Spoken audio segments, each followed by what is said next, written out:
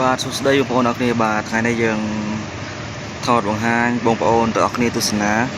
តាក់ទងជាមួយនឹងយើងជប់ផ្សព្វផ្សាយនៅតំបន់ផ្លូវ60ម៉ែត្របាទផ្លូវក្បត់ក្រុងយើងចាក់ទៅ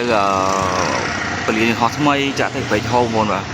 នៅគឺជាទស្សនវិជ្ជានៅការសាងតូតោបងប្អូនបាទហើយជាផ្លូវសម្ដេចតេជោថ្មីបាទផ្លូវ60ម៉ែត្រហ្នឹងបាទចាក់ទៅទឹកខ្មៅព្រែកហូចាក់ទៅអានេះជីកាត់តាមយើងស្ពានអ្នកលឿងបងស្ពានអ្នកលឿងត្រូវដែរបងហើយយើងនេះក៏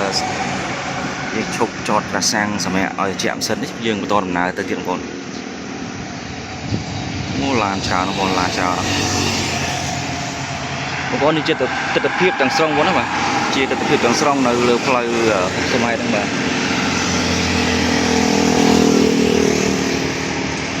ច្រើនបងប្អូនឡានច្រើនតែយើងផ្សព្វផ្សាយ3ឡានកន្លែងណាឡានច្រើនយើងចូលបងប្អូនកន្លែងណាឡានច្រើនយើងចូលផ្សព្វផ្សាយឲ្យបងប្អូនទស្សនាផ្សារណាបាទមើល